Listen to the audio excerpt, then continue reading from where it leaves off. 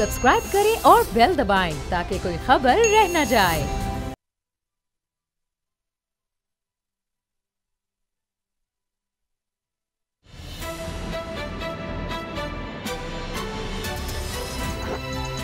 अब पता चला। अस्सलाम वालेकुम, मैं हूं मोहम्मद उसामा गाजी और आप देख रहे हैं अब पता चला। खबर यह है कि नून लीग की तंजीमें 9 होगी। नून लीग की तंजीमें 9। शहबाज शरीफ ने पार्टी कायद नवाज शरीफ से फोन करके इजाजत हासिल कर ली है, लेकिन सवाल यह है कि तंजीमें 9 के बाद बयानिया क्या होगा। जवाब यह है कि मज़ाहमत का। दलील इसकी नून लीग की नायब सदर मरीम नवाज की इस्लामाबाद हाई कोर्ट के बाहर आज मीडिया से गुफ्तगू है। कहने को शहबाज शरीफ पार्टी के सदर हैं, लेकिन वक्त की बात है कि अब इन्हें ये दिन देखने पड़ रहे हैं कि इनके बयानात की तशरीह इनके हाथों में पली मरीम नवाज कर रही हैं। मरीम नवाज ने आज पार्टी सदर शहबाज शरीफ की कौमी हुकूमत वाले बयान की तशरीह ये की है कि शहबाज शरीफ कौमी हुकूमत की नहीं बल्कि कौमी मुफाहमत की बात कर रहे हैं। बकौल मरीम नवाज, हुक्मरान जमात ने मुल्क का जो हाल किया है इसके बाद इन्हें नहीं लगता कि मुफाहमत तो दूर, इनसे बात भी करनी चाहिए। ये पहली बार नहीं हुआ कि मरीम नवाज ने पार्टी सदर की तजवीज़ रद्दी की टोकरी में फेंकी है। यही नहीं, मरीम नवाज ने यह दावा भी किया कि नवाज शरीफ जल्द वापस आएंगे। इनका कहना था कि हुकूमत जाते ही नवाज शरीफ वापस आ जाएंगे। सवाल यह है कि मरीम नवाज को हुकूमत जाने का इतना यकीन कैसे है? क्या इसकी वजह पीडीएम का फिर एक्टिव होना है? क्या इन्हें लगता है कि पीडीएम का इस्लामाबाद मार्च हुकूमत को बहा ले जाएगा, या फिर अंदर खाते कोई डील हो चुकी है? ये तो मरीम नवाज ही बता सकती हैं, लेकिन हालात वाकयात कुछ और कहानी सुना रहे हैं। आप खुद देखें कि पीडीएम ने आंखों में ख्वाब हुकूमत गिराने के सजा रखे हैं, और हालात ये हैं कि अपोजिशन से मुकाबले पर उतरी है। पीडीएम को पीपल्स पार्टी कबूल नहीं तो बिलावल भी ताक कर तंज के तीर पीडीएम और इसकी तहरीक पर बरसा रहे हैं। इस्तीफों और लॉन्ग मार्च का जिक्र करके बिलावल कहते हैं पीडीएम उलझन का शिकार है। वो दुआगो हैं कि पीडीएम की जान उलझन से छूट जाए। अपोजिशन में ये मुकाबलेबाजी जारी है, जिस पर सवाल उठ रहे हैं कि क्या ये अपोजिशन का टफ टाइम है हुकूमत के लिए? अगर यही टफ टाइम है तो हुकूमत तो चाहेगी कि यह सिलसिला जारी रहे। दूसरा सवाल यह भी है कि नून लीग खुद में जारी बयाने की जंग के साथ हुकूमत के खिलाफ सियासी लड़ाई कैसे लड़ेगी। नून से शीन निकलने वाली पेशगोई अगर दुरुस्त साबित हो गई तो फिर मुस्तकबिल का मंजरनामा क्या होगा? इसी पर बात करेंगे बाबर डोगर साहब, गुलाम मुर्तज़ा साहब से। बाबर डोगर साहब, ये तो तंजीमें 9 हो रही है, तो यहाँ तो जो मरियम ने बयानात दे दिए हैं बड़े अफसोसनाक हैं अपने चचा के बारे में। इस तरह के उनको पता ही नहीं सियासत क्या है। वो कहते हैं कि मेरे ज़ाती ख्याल में उन्होंने ये नहीं ये कहा है, ऐसे नहीं ऐसे। उनका बयान शहबाज शरीफ का वाज़ेह है, चला कर देखने में। वो तो कौमी हुकूमत की बात करते, उन्होंने यहाँ तक कहा कि जो हालात हैं नून लीग अकेली मुल्क ही नहीं संभाल सकती। उसामा साहब, आपने बिल्कुल ठीक कहा कि बड़ा क्लियर वाज़ेह बयान था शहबाज शरीफ का कि जनाब हम एक कौमी हुकूमत बनाएंगे। मसला ये है कि मैंने आपसे पहले भी कहा था कि शहबाज शरीफ और नवाज शरीफ में भी ये दोनों भाई एक पेज पर हों, गुड कॉप और बैड कॉप खेल रहे हों, लेकिन जहाँ तक मरियम और हमजा की बात है तो वो फिर आपस में विरासत की लड़ाई है, इक़्तिदार की लड़ाई है। मरियम किसी सूरत में शहबाज शरीफ को प्राइम मिनिस्टर की सीट पे देखना नहीं चाहती। एक चीज़ तो मैं आपको क्लियर कर रहा हूँ, दुनिया इधर की इधर हो जाए, शहबाज शरीफ अगर वो समझे कि वो मरियम के होते हुए प्राइम मिनिस्टर बन जाएंगे तो ये पॉसिबल नहीं है, ये मुमकिन नहीं है। मैं अब आपको एक और बात बताऊं, लाहौर में कैंटोनमेंट के इलेक्शन हो रहे हैं जी। वहाँ पर अयाज सादिक और ख्वाजा साद रफीक ये दोनों वहाँ पर कैंपेन चला रहे हैं। आपको पता है कि वहाँ पर स्लोगन क्या दिया इन्होंने? क्या दिया आपको पता है कि स्लोगन क्या दिया है? क्या स्लोगन दिया? स्लोगन दिया गया है काम को इज्जत दो, वोट को इज्जत दो का स्लोगन नहीं लगा रहे। वो कह रहे हैं काम को इज्जत दो। आप चले जाएं कैंटोनमेंट के जो 50 हल्के हैं कैंटोनमेंट के, वहां पर 2 हल्के, 2 बड़े एमएनए जो है उनकी कॉन्स्टिट्यूंसी में ये तो सर उन्होंने बयानिया दफन कर दिया। एक हल्का जो है वो ख्वाजा साद रफीक का है और दूसरा हल्का है याज सादी का। इन दोनों में कैंटोनमेंट के 50 हल्के आ रहे हैं। ये दोनों वहां पर कैंपेन चला रहे हैं। इन दोनों ने वहां पर जो नारा दिया वो है काम को इज्जत दो। अब काम किसकी तरफ इशारा है? वो शहबाज शरीफ की तरफ इशारा है। वो नवाज शरीफ के वोट को इज्जत दो का जो नारा है उससे डिफाइंस है, उससे बगावत है कि जनाब इस नारे के साथ हम नहीं हैं। अब अगर हमने नारा लगाना है जिससे कामयाबी मिल सकती है तो वो है शहबाज शरीफ का नारा, काम को इज्जत दो का नारा। तो पार्टी ने तो बता दिया, लाहौर वाले, लाहौर में जो उनकी कॉन्स्टिट्यूंसीज हैं, लाहौर की जो एमपीएज हैं, एमएनएज हैं, वो तो शहबाज शरीफ के साथ खड़े हुए हैं। वो तो कह रहे हैं कि जनाब आप कदम बढ़ाएं, हम आपके साथ हैं, हम आपको सपोर्ट करेंगे, खुदा का नाम है। ये नवाज शरीफ का जो बयान है इससे जान छुड़वा लें। तो सर लेकिन इशू ये है कि मरियम नवाज जो है वो इसमें सबसे बड़ी रुकावट है। जहाँ तक आप पार्टी की तंजीम नौ की बात कर रहे हैं, ये बड़े अरसे से ये चीज़ चल रही थी। अभी ये कह रहे हैं कि हमने लॉन्ग मार्च करना है। पार्टी की 2015 से कोई तंजीम नौ है ही नहीं है। नून लीग जो है वो मुसलसल अपोजिशन में है। तंजीम नौ की कोई नहीं गई। लाहौर में जो जलसा हुआ था मीनार पाकिस्तान, तो उसमें एक दूसरे को गालियां देते रहे। मरियम के कहती थी कि साद फीक नहीं आया, हमदा ने कुछ नहीं किया, फलाने ने कुछ नहीं किया। इशू ये है पार्टी वर्कर नीचे है ही कुछ नहीं है। जो ये कहते हैं कि पंजाब की सबसे बड़ी पार्टी है, लाहौर नून लीग का गढ़ है, कोई तंजीम साजी मौजूद ही नहीं है। अच्छा। जब तंजीम साजी मौजूद नहीं है, समझा एक चीज़ मैं आपको बता दूँ, ये जो बात कर रहे हैं ना लॉन्ग मार्च की, अगले एक साल में नून लीग लॉन्ग मार्च नहीं कर सकती। ये मैं आपको क्लियरली कर दूं। जो नून लीग का लाहौर में हाल है, जो इसकी तंजीम नौ का हाल है, जो यहाँ पे पार्टी वर्कर जो तकीम हुए हैं, जो लड़ाइयाँ हैं इस समय, और जो सबसे बड़ा ये जो बयानिए की लड़ाई है, इसके होते हुए एक साल में भी नून उसके बाद तो वैसे ही सर इलेक्शन है, फिर लॉन्ग मार्च किसने करना है। गुलाम रज़ा साहब, ये तंजीमें नौ हो रही है या ये शहबाज शरीफ साहब को नो होने जा रहा है, ये काम को इज्जत दो का जो नारा लग गया है अब कंटोनमेंट में, तो इसका मतलब है कि ये तो बड़ी अजीब बात है। नून लीग में ये नारा और शहबाज शरीफ के साथ लोग हो जाएं या इस नारे के खिलाफ हो जाएं या नया नारा ले आएँ, ये तो हो नहीं सकता कि नवाज शरीफ साहब, वो कहते जी सारे, आप नून लीग के में किसी से बात करते हैं जी, नवाज शरीफ साहब जो कहते हैं हरफ आखिर अटल होता है, वो जो फैसला कर दे। बहस हो रही होगी नवाज शरीफ जो कहती है हरफ आखिर, ये मेरे अल्फाज नहीं है, ये नून लीग की सीनियर लीडरशिप के अल्फाज है।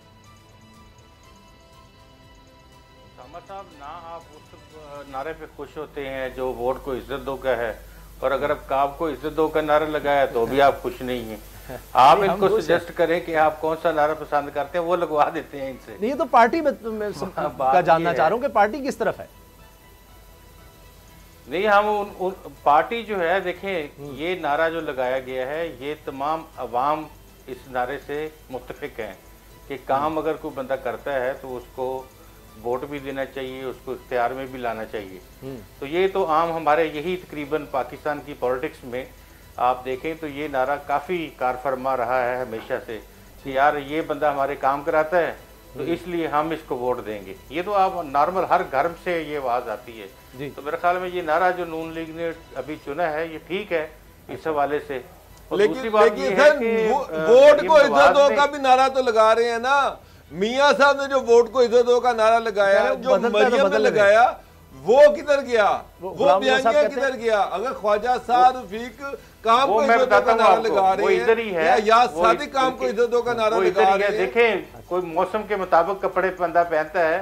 गर्मियों में जो है ना वो सर्दियों के कपड़े नहीं पहने जा सकते, और सर्दियों में जो है ना वो गर्मियों वाले कपड़े नहीं पहने जा सकते। ये बड़ा मौसमी काम होते हैं, आपको पता है इन चीज़ों का। ठीक है। तो इस वक्त जो बात की गई है, आज बड़ी ज़बरदस्त बात की है मरियम नवाज ने जी। उसका एक जुमला जो है ना वो बड़ा सोने से तोलने के मुतरादिफ है। उन्होंने कहा है कि कौमी मुफाहमत की बात की होगी, मेरे ख्याल में कौमी हुकूमत की बात नहीं की। तो मेरे ख्याल में शहबाज शरीफ साहब ने अगर बात की है ना तो वो कौमी मुफाहमत की होगी। इसका मतलब ये है कि ये हुकूमत भी कबूल है, इसका मजीद इसको इस हुकूमत का ठहरना भी मंजूर है, इस हुकूमत के खिलाफ कोई एजिटेशन जो है वो भी कबूल वो नहीं करेंगे, वो भी कबूल है। और जिस तरह ये हुकूमत चल रही है इसको चलने दिया जाए। वो तो कहती है इस हुकूमत से बात तक नहीं हो सकी, मुफाहमत की क्या बात? वो आपको पता है कि कौमी मुफाहमत की बात इनसे थोड़ी करनी है, जिनसे कौमी मुफाहमत की बात करनी है। लेकिन कौमी मुफाहमत पे यस तो कह गई हैं आज वो जी, कह दिए। ये आप देखें कि वो शहबाज शरीफ साहब के बयानिए के ऊपर आ गई हैं जो उन्होंने कौमी मुफाहमत को यस कहा है। तो इसका मतलब यही है कि वो इस इन लाइन है और वो चाहती हैं कि सिस्टम जो है वो ये चलता रहे और नेक्स्ट जो इलेक्शंस होंगे उसमें जो भी हुकूमत बना सके वो बनाए हुकूमत। और अगर किसी वक्त इस तरह की भी जरूरत पड़ती है कि नेशनल कंसेंसस के लिए जमातों को इकट्ठा होना पड़ता है, तो उसने ये आज अपनी जो थी वो इत्तेफाक के राय उसने शो कर दिया कि हमारी जमात भी उसमें शामिल होगी। अच्छा मेरी बात सुने, मुझे ये लग रहा है कि उन्होंने कहा कि ये शहबाज शरीफ साहब बार बार मुफाहमत की बात करते हैं, मुफाहमत तक ठीक है, मुफाहमत तक शहबाज शरीफ ये काम करते रहे, लेकिन ये जो हुकूमत की तरफ जा रहे हैं ना, ये कौमी हुकूमत और शहबाज शरीफ जो हुकूमत की बात कर रहे हैं, तो उन्होंने शहबाज शरीफ ने कहा हुकूमत का ना आप सोचें, ऐसे मुफाहमत का सोचें, हुकूमत करने के लिए मैं हूं ना, तो वो शहबाज शरीफ को हुकूमत पे नहीं आने देंगी। तो शहबाज शरीफ के मुंह से हुकूमत का लफ्ज उनको वैसे ही अच्छा नहीं लगता, तो वो ये चाहती हैं कि ठीक है आप मुफाहमत तक रहें, बाकी काम हम पे छोड़। गुलाम साहब, ये जो उन्होंने नवाज शरीफ साहब की वापसी और टार्जन की वापसी की तरह उन्होंने कहा है जी, अगर मगर नहीं, यानी अगर इलाज हुआ मगर ये हुआ नहीं, नवाज शरीफ साहब वापस आएंगे और जल्द आएंगे, हालात बड़ी तेजी से बदल रहे हैं और आप जल्द हर चीज बदली हुई देखेंगे, ये मरियम साहिबा कह रही हैं। तो आपको क्या नजर आ रहा है कि ये इसलिए भी कह रही हैं कि भाई शहबाज की तरफ ना देखना, नवाज शरीफ किसी भी वक्त आ सकता है, हालात बदल रहे हैं, किस तरफ इशारा है? हुकूमत तो जाती नजर नहीं आती, फिर ये कौन से हालात बदल रहे हैं?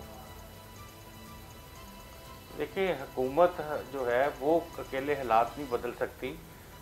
जो इस वक्त मैं आपको बार बार ये पिछले एक हफ्ते के प्रोग्राम्स में बार बार ये आपको इन्फॉर्म कर रहा हूँ, ये हम बता रहे हैं कि जियो स्ट्रेटजिकल सूरत हाल जो है, जियो पोलिटिकल सूरत हाल, वो दुनिया के साथ हमारी जुड़ गई है, हमारी नेशनल पॉलिटिक्स, इंटरनेशनल पॉलिटिक्स के साथ, इंटरनेशनल जो प्लेयर्स हैं उनके साथ जुड़ गई है। और इसमें वक्त का तकाजा है कि जहाँ बहुत सारे जो भी सियासी पार्टियाँ हैं उनको इकट्ठा किया जाए, उनको मुफाहमत की जाए उनके दरमियान।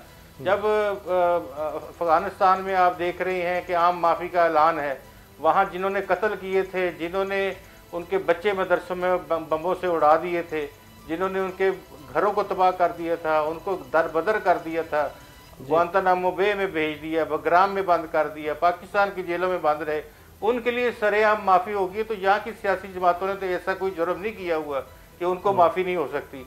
तो ये मुफाहमत जो है ये इसके ऊपर आ रहे हैं। और आपको ये भी बताया था हमने कि नवाज शरीफ पर तोल रहे हैं पाकिस्तान आने के लिए, और किसी वक्त भी अगर मुफाहमत का डोल डाल दिया जाता है तो वो आ जाएंगे, और अगर उनको जेल में भी जाना पड़ा यहाँ आके तो वो जेल में भी चले जाएंगे और वहाँ से बैठ के वो क़यादत कर सकेंगे। तो ये वो चीज़ें हैं, ये फैक्टर्स हैं जो जियो पोलिटिकल, जियो स्ट्रेटेजिकल जो सूरत हाल है पाकिस्तान की, उसके तनाजर में तब्दीलियां आ सकती हैं। और कोई नागुज़ीर नहीं है और ना ही कोई हरफ आखिर है। मैं आपको एक बात बताऊं, मरियम जो मुफाहमत की बात करती हैं उसका पराया बिल्कुल मुख्तलिफ है। शहबाज शरीफ जो मुफाहमत की बात करते हैं उसका पराया बिल्कुल मुख्तलिफ है। मरियम ये कहती हैं कि मुफाहमत का मतलब ये है कि नवाज शरीफ और मेरे ऊपर जितने भी केसेस हैं वो वापस लिए जाएँ और हमें कौमी धारे में वापस लाया जाए, हमारे साथ बात की जाए और हमें मौका दिया जाए। शहबाज शरीफ जो मुफाहमत की बात करते हैं वो ये करते हैं कि जनाब अगला जो इलेक्शन है वो फ्री एंड फेयर हो जाए और उसमें इलेक्शन करवा दिया जाए, और उसमें वो ये चाहते हैं कि अगले इलेक्शन के लिए फ्री इलेक्शन में उनको उम्मीद है कि मैं प्राइम मिनिस्टर बन सकता हूँ। शहबाज शरीफ अपनी बात करते हैं। मरियम जो मुफाहमत से मैंने जो नून लीग वालों से बात की है, मेरा जो जितना एनालिसिस है वो यही है कि मरियम की मुफाहमत का मतलब ये है कि अदारे उनके साथ बात करें, उनसे केसेस वापस लिए जाएं, नवाज शरीफ वापस आए और अगले इलेक्शन में नवाज शरीफ को मौका दिया जाए। आपकी बात बिल्कुल 100% दुरुस्त लगती है, क्योंकि उसी सांस में वो ये कहती है कि इस हुकूमत से तो बात ही नहीं हो सकती, इससे तो मुफाहमत दूर, इससे तो बात भी नहीं, कौमी मुफाहमत बिल्कुल ठीक है लेकिन ये हुकूमत थी। तो फिर वही बात जो गुलाम रसूल साहब ने कही है, वो फिर कौम के हवाले से जब बात कर रही हैं तो फिर वो उन्हीं की तरफ देख रही हैं। लेकिन अगली खबर जो है वो गुलाम रसूल साहब बिल्कुल एक मुख्तलिफ तस्वीर दिखा रही है।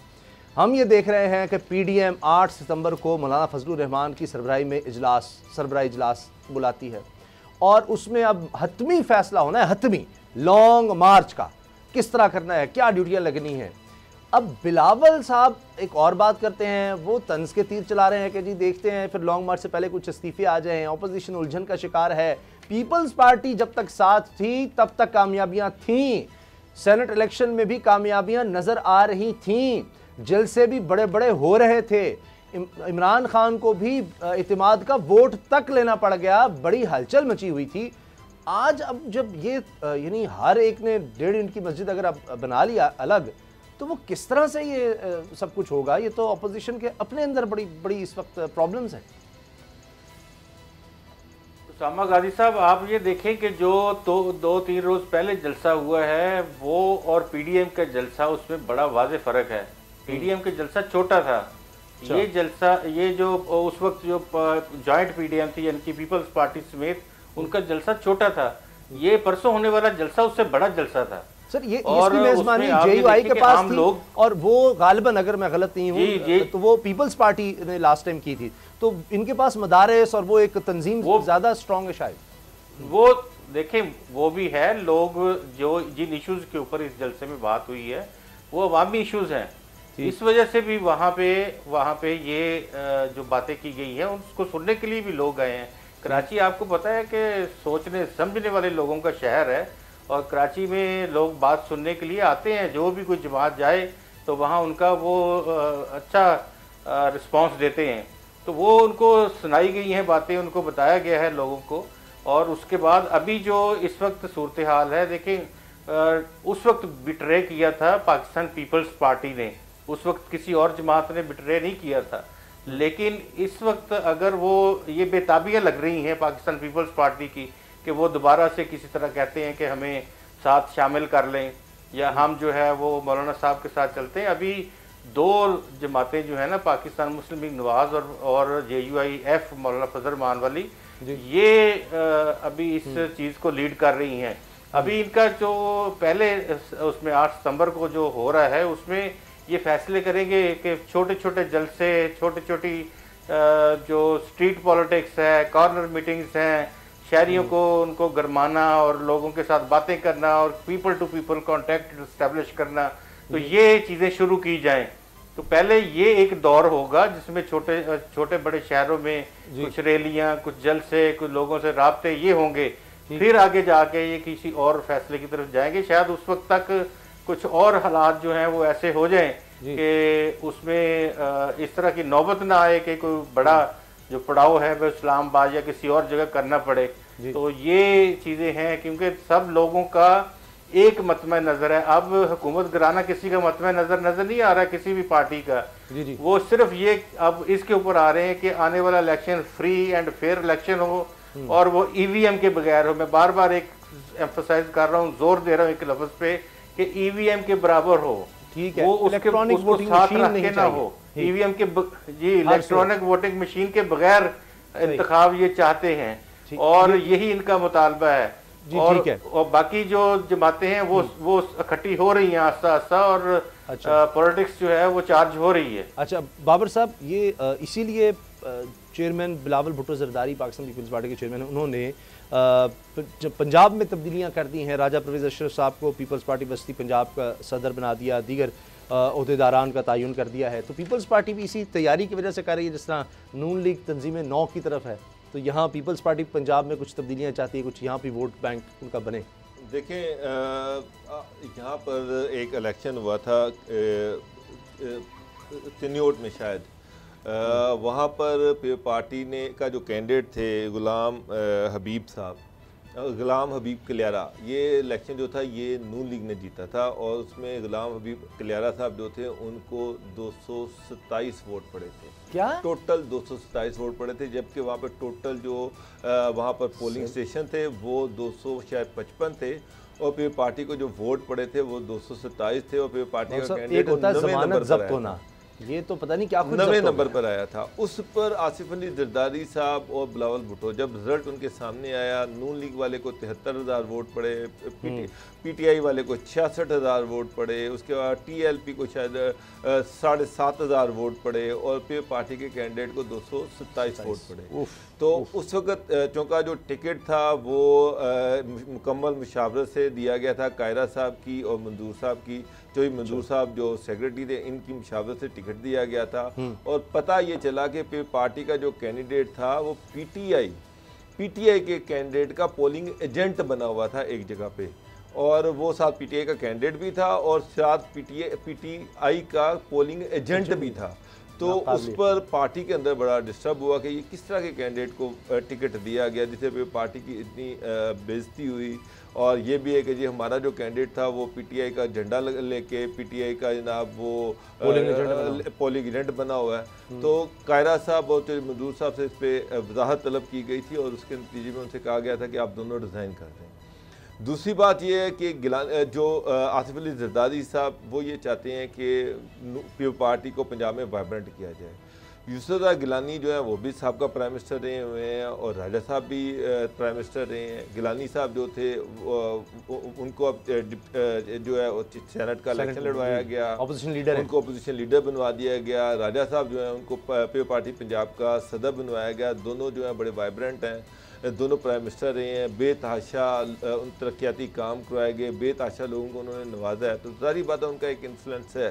अब जरदारी साहब ये चाह रहे हैं कि ये दोनों जो साबका प्राइम मिनिस्टर्स हैं ये दोनों अपना इन्फ्लुएंस इस्तेमाल करें और पीपल्स पार्टी को पंजाब में मजबूत करें जी। और दूसरी बात यह है कि ना कायदा साहब किसी असम्बली का हिस्सा थे, ना चौधरी मंजूर साहब किसी असम्बली का हिस्सा थे, ना वो इलेक्टेड थे, दोनों हारे हुए कैंडिडेट थे। तो बेहतर ये था कि उनकी जगह पे ऐसे बंदे सामने लाए जाएं जो पार्लियामेंट के अंदर जिनकी आवाज़ है। तो इसीलिए इन दोनों का इंतखाब किया गया, राय साहब का किया गया, उसके बाद मुर्तज़ा साहब का किया गया। मुर्तज़ा साहब बड़े वाइब्रेंट है पंजाब में, बड़े एक्टिव हैं। तो कोशिश ये है कि ऐसे जो लोग इलेक्टेड हैं और जिनका कोई इन्फ्लुएंस है उनको इस्तेमाल किया जाए अपनी पार्टी को पंजाब में वाइब्रेंट करने के लिए, यहाँ पर पार्टी को मजबूत करने। अब पीडीएम पर आ जाएं। 8 को ये इजलास हो रहा है, लॉन्ग मार्च के हवाले से अपनी फैसला होना है। पीपल्स पार्टी तो नज़र नहीं आ रही, वो अपनी अलग तैयारियां कर रही है। उनकी तैयारी लगता है इलेक्शन की है, वो किसी तरह का कोई एहतजाज इस किस्म का कोई लॉन्ग मार्च का मैं गुलाम मुर्तज़ा साहब से 1 मिनट लूँगा। नून लीग का फिलहाल लाहौर में या पंजाब में वो किसी मूड में नहीं है लॉन्ग मार्च करने के। लाहौर की जो मैंने सारी चीजें देखी हैं, अभी तक कोई बंदा किसी मूड में नहीं है कि वो लॉन्ग मार्च। मौलाना फजलुर रहमान साहब पहले भी लॉन्ग मार्च कर चुके हैं, वो मौलाना फजलुर रहमान अपने बंदे ले आएंगे, उनका यहाँ पे इस्तकबाल हो जाएगा। लेकिन नून लीग से अगर एक्सपेक्ट करते हैं कि वो क्राउड इकट्ठा करके इस्लामाबाद की तरफ जाएगी तो मुझे नहीं लग रहा। और दूसरी चीज़ शहबाज शरीफ का मैं आपको बता दूं, मैंने कई दफ़ा उनको देखा है, वो यहाँ पर कोर्ट में भी पेश होते हैं। वो उनके घर के बाद 10 नून लीग के वर्कर चले जाए, नारे लगाना शुरू हो जाए तो वो गुस्से में आ जाते हैं।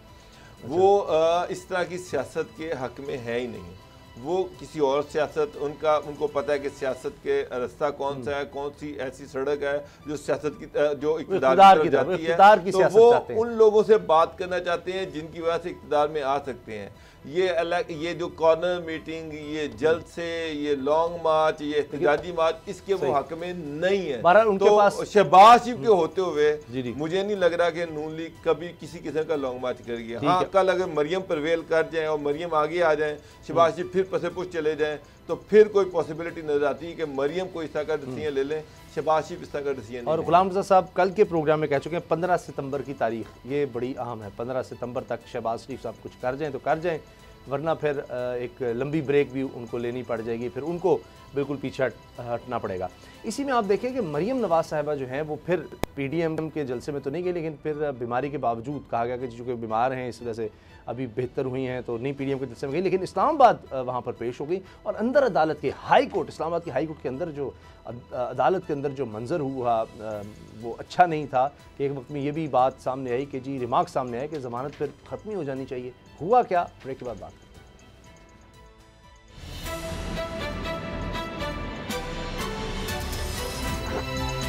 अब पता चला।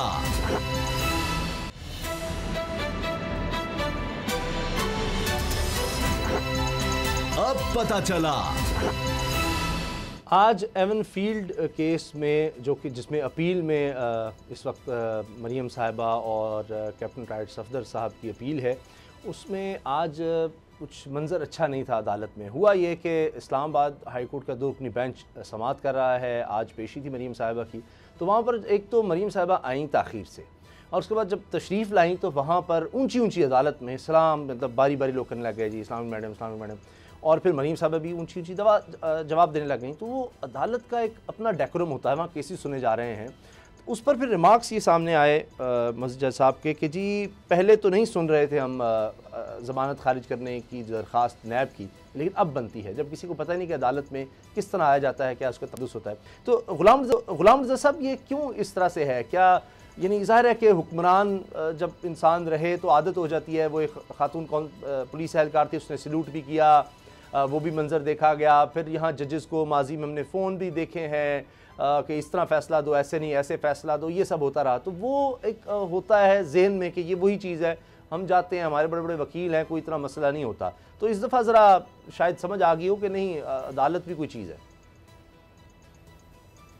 बिल्कुल, अदालत का एहतराम जो है वो हर शख्स के ऊपर वाजिब है, और जब भी आप कोर्ट रूम में दाखिल होते हैं तो सुप्रीम कोर्ट ऑफ पाकिस्तान में और हाई कोर्ट्स में ये हमेशा से तमाम लोग, वो जर्नलिस्ट हों या दरख्वास्त गुजार हों या जो भी हों, वो पहले बो बिफोर लॉर्डशिप करते हैं जाके, और फिर उसके बाद अपनी सीट के ऊपर बैठते हैं।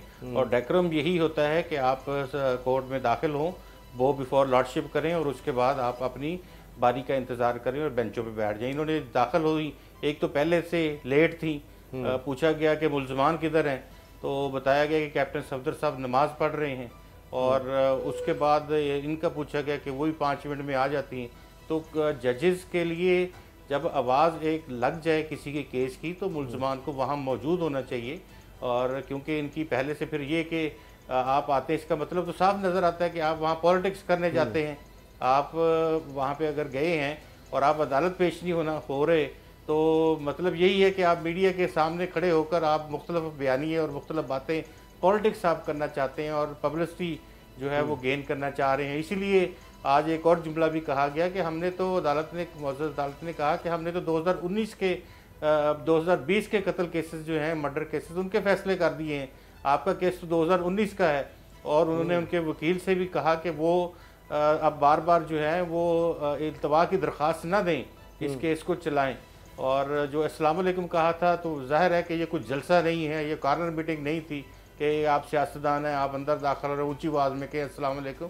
तो आप ये चीज़ें देखने की होती हैं, लेकिन आपकी बात बड़ी दुरुस्त है कि ये सिखाने पड़ते हैं, डेकोरम और सिखानी पड़ती हैं चीज़ें। मेरे ख्याल में आइंदा अगर इस तरह की हरकत हुई तो शायद कोर्ट ऑफ लॉ जो है वो कानून अपना रास्ता खुद बनाता है, तो फिर वहाँ पे इनको शायद 1-2 मिनट के लिए खड़े कर दिया जाए, तो ये भी इस तरह की वाक़यात हो सकते होते हैं। तो ये एहतराम है अदालतों का जो कि करना होता है। लेकिन आपको पता है कि तारीख बड़ी तलख है, कभी सुप्रीम कोर्ट के ऊपर हमले हैं, कभी जजों के ऊपर तबर्रा है, कभी जजों की रिश्तेदारियाँ हैं, कभी किसी जज के साथ टेप स्कैंडल है, बहुत सारी चीजें हैं जो कभी तुम पर जमीन तंग कर देंगे, 5 लोग जो हैं वो करोड़ों लोगों का फैसला नहीं कर सकते, ये नवाज शरीफ साहब ने कहा था।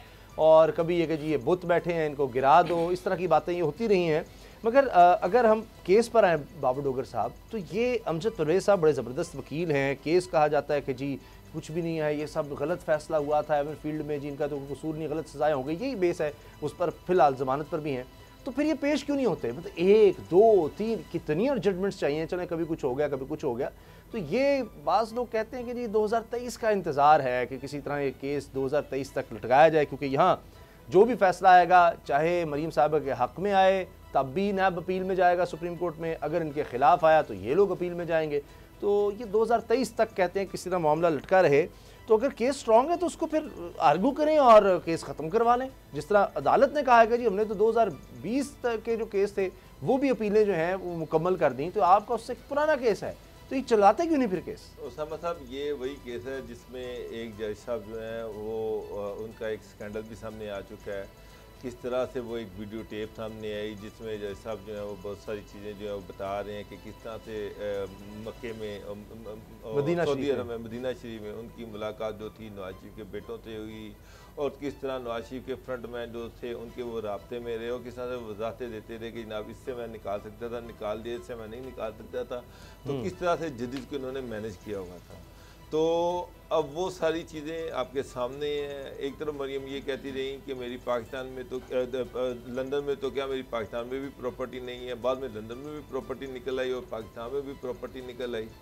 तो वो सारा कुछ अगर देखा जाए तो ये शुरू से ही टेक्निकली केस को खेलते हैं, मेरिट पे नहीं खेलते, ये टेक्निकली खेलते हैं।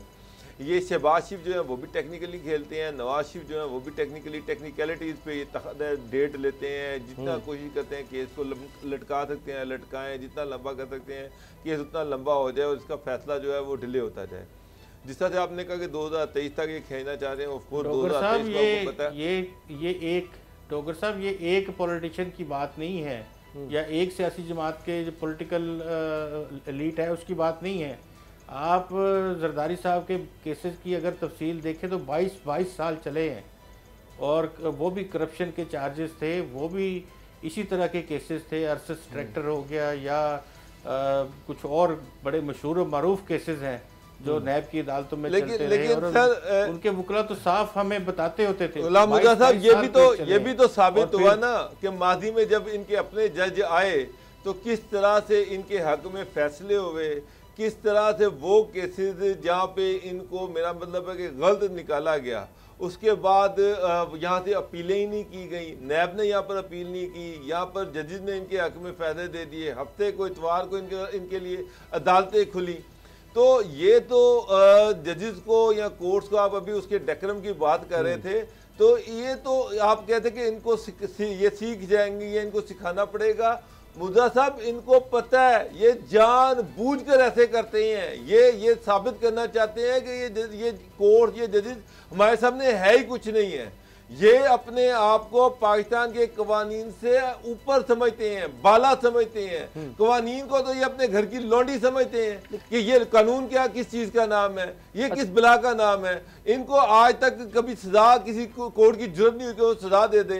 ये वो लोग हैं जो मरियम जो थी बगैर बेल के अस्पताल से अपनी वालिद के पास इजाजत करने के लिए सर्विस अस्पताल में बैठी रही है। पाकिस्तान के कानून में कभी हुआ है कि एक मुल्जिम जो जेल में है और वहां बगैर बेल के निकाला जाए और जाकर अपने बाप की इजाजत कर रही थी ना। बाबर साहब तो हुकूमत कर रही थी, कानून इंसाफ हुकूमत खुद कर रही थी, कुछ नहीं। उसमें किसी अदालत की तारीख में ये हुआ कि एक बंदा बीमार साबित करके उसको बाहर भेजा, वो बाहर बैठा हुआ है, सब शामिल थे ना उसमें, हम भी, मीडिया भी था उसमें, अदालतें भी हैं, साहब हुकूमत भी है, सबने कहा जी कुछ हो जाएगा तो कौन जिम्मेदार। जो जी गुलाम डॉक्टर साहब जो जुरिस्प्रूडेंस के बानी हैं, जो लॉ जिन्होंने जुरिस्प्रूडेंस जिन्होंने बनाया है, उन्हीं की एक तारीफ है कि कानून एक मोम की नाक है और जिसको जिधर चाहे मोड़ा जा सकता है। चले तो ये इस तरह की मिसालें आप पता है कि गुलाम साहब इसका एक पॉलिटिकल पहलू भी है, सियासी पहलू, कि मरीम साहिबा के बारे में अदालत में भी बात हो चुकी है कि जी आप इस्तिस्ना की दरखास्त दे दें, यानी मरीम साहिबा को आने की जरूरत नहीं है, उस पर भी देखा जाएगा, लेकिन वो आना चाहती हैं। अब ये भी नजर आ रहा है कि पीडीएम के जलसे में वो नहीं गई कराची, वो कहती है बीमार थी, वो तो पूरी तैयारी मीडिया पॉलिटिकल एक्सपोजर मिलेगा साहब, 20 कोई बहाना मिलेगा, मैं कोई पॉलिटिकल बात करूंगी।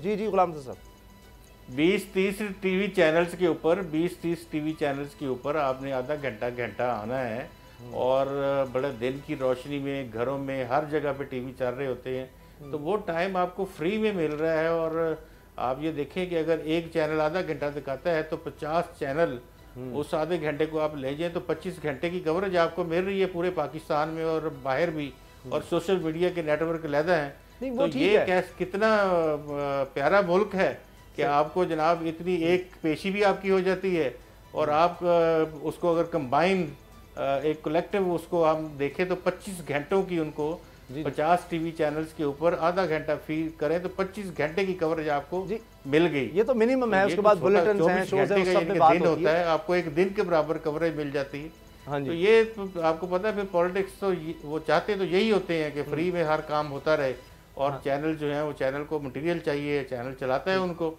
मगर ये पॉलिटिकली भी ये गेन करते हैं इसको, इसलिए तो आ रही हैं। ठीक, क्या बाबर साहब इसमें यह भी है कि शहबाज शरीफ साहब वहाँ चले गए तो मरीम साहबा नहीं जा सकी कि तबीयत ठीक नहीं थी, अब वो एक दिन का वक्फा था सिर्फ, उसके बाद इस्लामाबाद तक आ गई हैं और आधा घंटा धूप में खड़े होकर, या इससे भी ज़्यादा जाहिर है कि वो बात भी उन्होंने कर ली, अल्लाह ताला उनको सेहत दे, लेकिन क्या ये तो नहीं कि वो वहाँ पर शहबाज शरीफ तो यहाँ मुझे भी आना है, मेरी बात नहीं हो सकी, मुझे वहाँ नहीं जाने दिया गया, कराची में पीडीएम के जलसे में क्राउड पुलर मैं हूँ, तो अब वो स्पेस तो चाहिए। उसामा साहब, मरियम खुद वो एक लीडर है, इसमें कोई शक नहीं है, लेकिन अब वो पीछे हटने को तैयार नहीं है, वो अपना ट्विटर बंद करने को तैयार नहीं है, वो तो मौका ढूंढती हैं, मौके की तलाश में कि कोई मौका मिले, कोई मिले और वो कोई ना कोई बात कहें।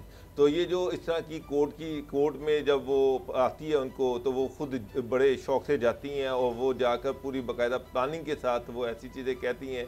जाहिर बात है जब वो मरियम कोर्ट में जाएगी तो मीडिया तो सवाल करेगा, मीडिया तो बात करेगा, सियासी बात होगी, उनको एक अभी इतनी बड़ी अपॉर्चुनिटी मिल रही है कि वो कोई बात कर रही है। बाकी जो बात है कि इनको पता नहीं, इनको पता कि कोर्ट का डेकरम क्या है, वो जानबूझ के कोर्ट के डेकरम को इग्नोर करती हैं, वो जजेस को इग्नोर करती हैं। ये बड़ा तकब्बुर है, बड़ी रऊनत है, जजेस को ये समझती कुछ नहीं है। नहीं, ये तो वो जज है जो एक फोन कॉल की मार है इनके नजदीक। ये समझते हैं कि जनाब ये वही कोर्ट्स हैं, वही अदालतें हैं, ये हमारा क्या कर लेंगे।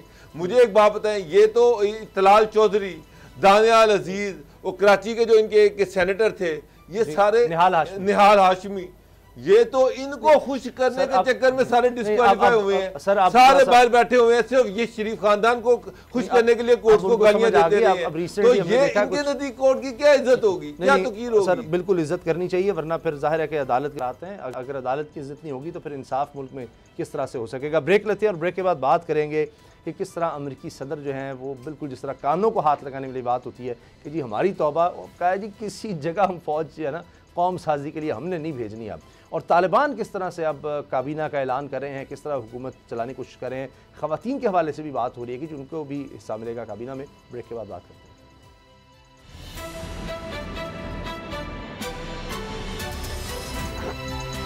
अब पता चला।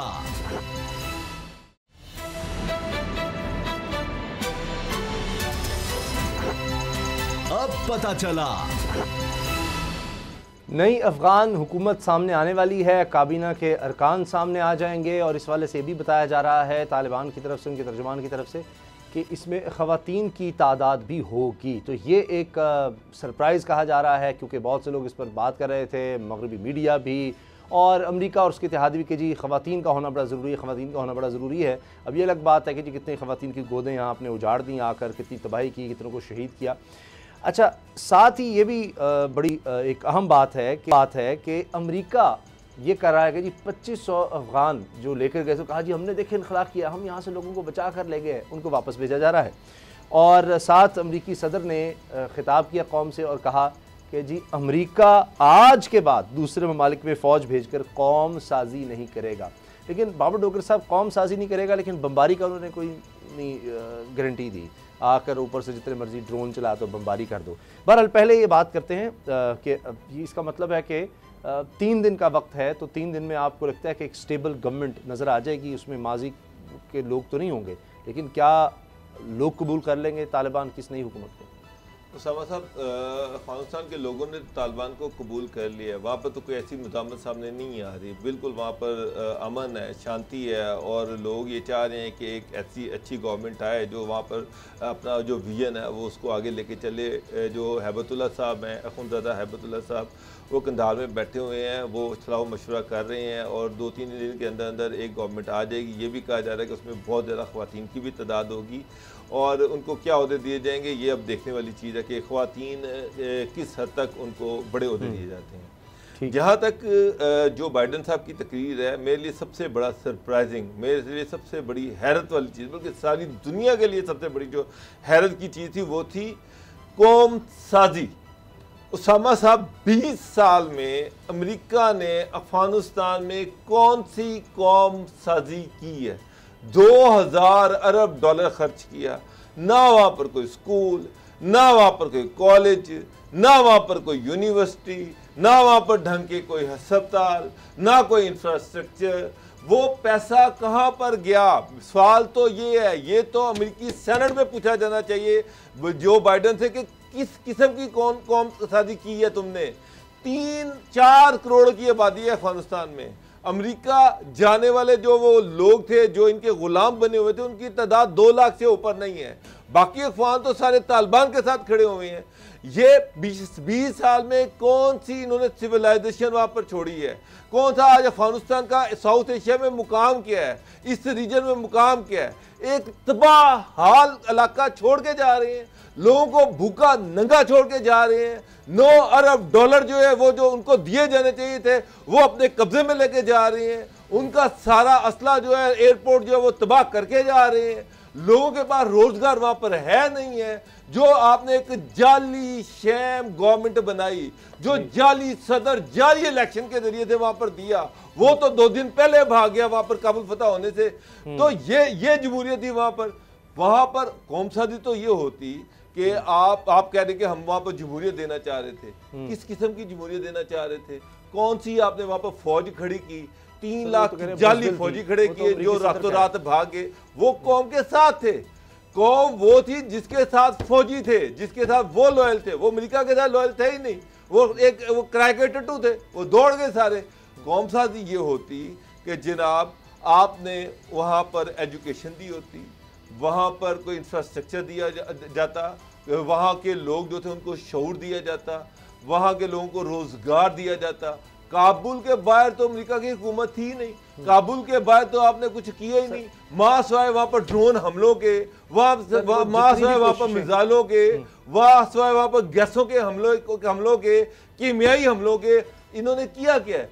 तबाह करके रख दिया वो सारा इलाका, बेड़ा गर्क करके रख दिया। और आप कह रहे हैं कि कौन सा अब तो तहकीकी मकाले लिखे जा रहे हैं, लेकिन उसमें मेन बात यह है कि जो भी थोड़े बहुत उन्होंने डेवलपमेंट वगैरह यूनिवर्सिटी कॉलेज जितना भी था, जाहिर है कि पूरा जाल सर काबुल में जो भी काबुल में काम किया, लेकिन लोग यही समझते रहे कि भाई एक गासिब ये एक फौज आई हुई है, एक गासिब अमेरिका हम पर बैठा हुआ है, उस वजह से सारे मामला खराब हुए। लेकिन अब गुलाम साहब ये 25 से 30 मिलियन डॉलर यानी 2.5 से 3 करोड़ डॉलर का खर्चा होगा काबुल एयरपोर्ट को इस काबिल बनाने के लिए कि फ़्लाइट्स जो है प्रॉपर तरीके से आ जा सकें। अब अफ़गानिस्तान में अगर आगे बढ़ना है या जो बदहाली है उससे निकलना है, तो ये इंटरनेशनल रवाबित बड़े ज़रूरी हैं। तो ये अब कतर और तुर्की के हवाले से कहा जा रहा है कि वो ये रकम खर्चेंगे, तो मदद को इंटरनेशनल कम्युनिटी आ रही है। अमेरिका तो वापस भेज रहा है 250 अफगानों को कि जिनके पास दस्तावेज़ात नहीं है, तो वो जो ख्वाब दिखा रहा था वो फिर सच्चे नहीं हो रहे ये वाले ख्वाब भी। देखें, ये ख्वाब वियतनाम के लोगों को भी दिखाए गए थे। 1965 से 1975 तक आप ये देखें कि कितने वहाँ पे 53,000 अमेरिकन फोर्सेस के ट्रुप्स जो थे वो वहाँ पे कत्ल हो गए थे। 53,000 अमेरिकी फ़ौजी मारे गए थे। उसमें 150 अरब डॉलर का उस वक्त नुकसान हुआ था। और आप अंदाज़ा करें कि वहाँ वियतनाम के जो बाज़ार थे, उन बाज़ारों में वर्दियाँ, उनके बैजेस, अमेरिकन फोर्सेस के बैजेस, बूट, जैकेट्स और टोपियाँ, वो सवीनियर के तौर पे आप लोग जाते थे सैर करने और वहाँ से सवीनियर के तौर पे वो उधर से ख़रीद के ला सकते थे। तो ये भी हालत रही है।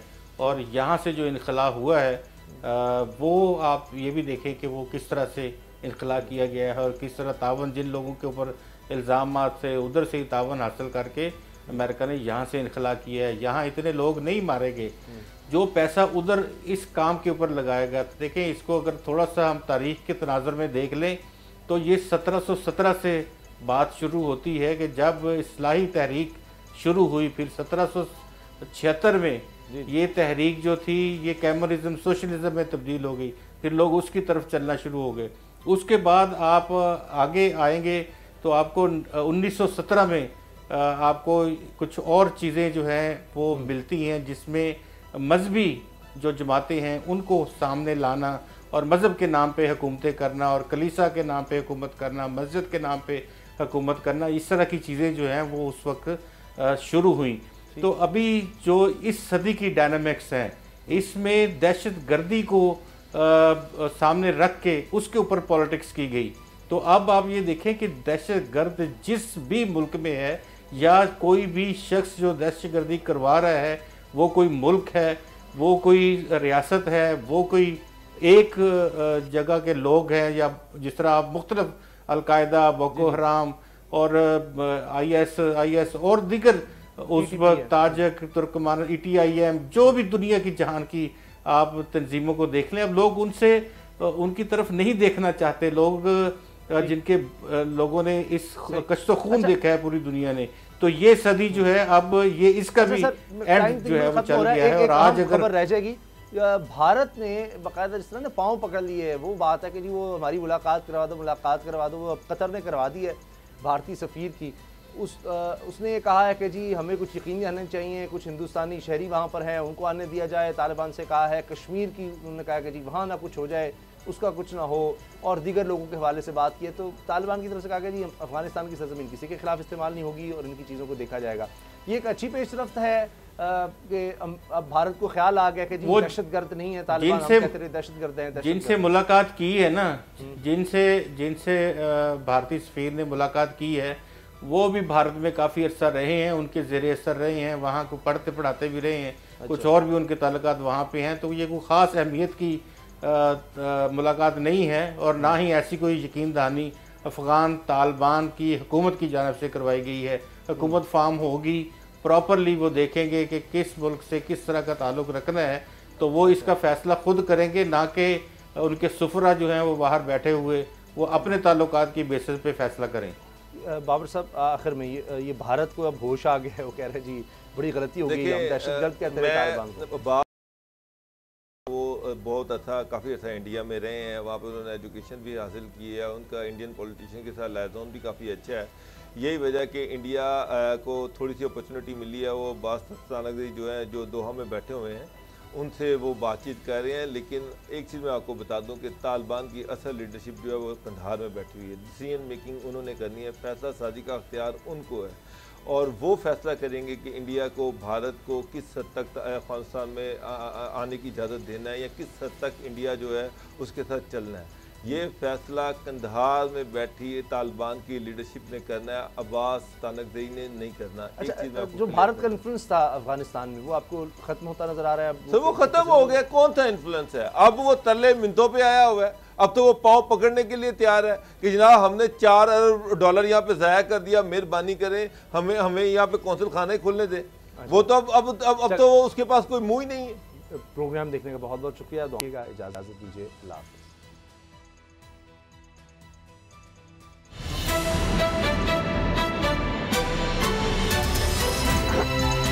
अब पता चला। सब्सक्राइब करें और बेल दबाएं ताकि कोई खबर रह न जाए।